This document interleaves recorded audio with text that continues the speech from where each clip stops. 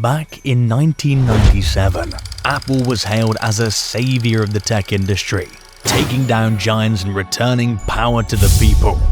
Microsoft, on the other hand, was accused of forming a monopoly and was struggling to hold back the legal accusations against them. Despite public sentiment, Apple was in a financial disaster and on the edge of falling into bankruptcy. That was until founder Steve Jobs saw an opportunity to turn the ship, and he did so in the most unorthodox way possible. He convinced his competitor, Microsoft, to invest $150 million into his company. And as a result, Apple would survive financial ruin. Since then, Apple has surpassed Microsoft, growing to one of the biggest companies in the world. The brand is beloved and has become a gold standard for quality in tech. From the moment you open the box to the 1000th time you've used their product, everything about the iPhone, iPad, and Mac is in a league of its own. But if your iPhone could tell you the story of how it got into your hand, you may have a completely different view of the company. You'd hear about a long string of extortion. Nearly every hand that's touched the phone has been a victim. In this video, we'll pull back the curtain and unveil the dark side of Apple. Part 1. Manufacturers. On the lowest rung of Apple's ladder are the ones who bring the company's vision to life, the factory manufacturers. It's no secret that Apple outsources product development overseas. The narrative they like to use is that it's a mutually beneficial arrangement. Apple can develop its products at a lower price, and because of the lower cost of living in some countries, these factory wages can still benefit the workers. This is what most people would like to believe. But in reality, these factories rarely improve the quality of life for workers and often push them to the point of death. An undercover report showed workers regularly work 12-hour shifts 6 or 7 days a week at Apple factories. There's usually only one bathroom per 200 employees, and the windows have to be barred to prevent worker suicides. But what's most manipulative is the fact that Apple sets up its factories in densely populated areas with low living quality. Apple might pay workers more per hour of labor, but the trade-off is that employees are forced to endure these less than adequate working conditions. And because of the dense population, there's naturally a high demand for jobs. Because of this, there will always be someone to replace the workers who aren't willing to perform, which gives Apple the leverage to do whatever they want. Part 2. Third-party developers. Because so many people own Apple products, Apple and game developers naturally have to work with Apple to sell their products. But Apple has found ways to take advantage of third-party developers as well. Apple takes a 30% cut for all in-app purchases. As a reference, Google Play only takes a 15% cut from developers, and Epic Game Store 12%. Additionally, Apple requires developers to pay regular subscriptions to publish their games on the Apple App Store. The company clearly overcharges, but app and mobile game developers are still forced to agree to it. 45% of all cell phones are iPhones, and Apple doesn't allow any other distributor to download apps on iPhones and iPads.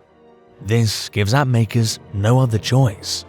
Not publishing an app on the App Store means losing nearly half of all revenue, giving Apple the power to charge whatever they want to developers. Part 3. You.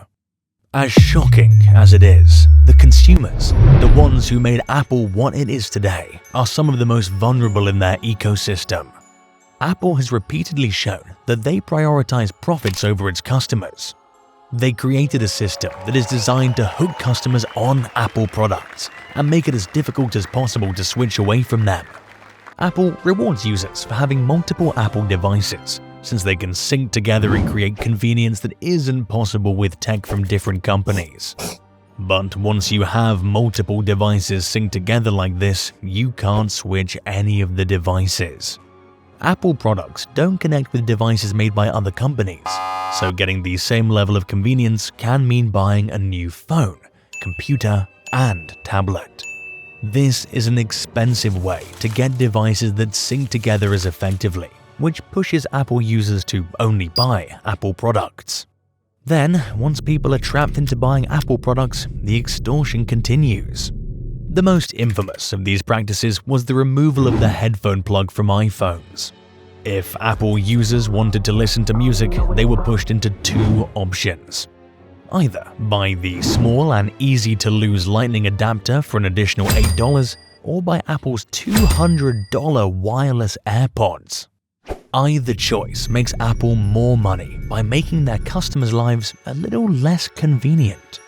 Then, in 2017, Apple was caught purposefully making their older models of phones slower to encourage users to buy their newer iPhones.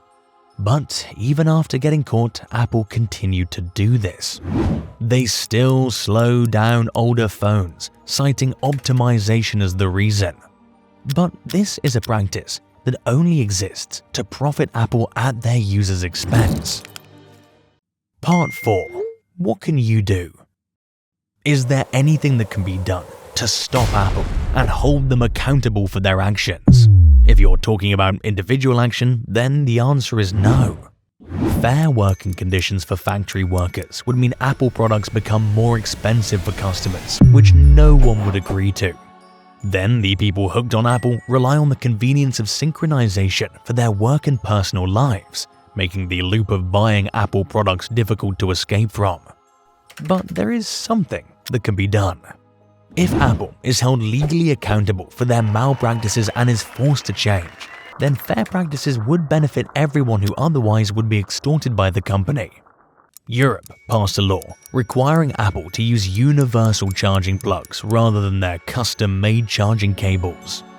This court case will hopefully lead to other regulations that prevent Apple from creating hardware that only works for Apple devices, and not having to buy chargers solely from Apple. Epic Games is also in the process of suing Apple for creating a monopoly with the Apple App Store and charging developers unreasonably high fees. Lawsuits like this are going to free consumers from the clutches of Apple.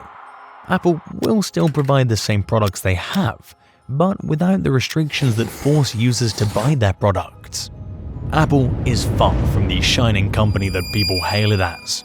It has more cash than all but 4 countries in the world.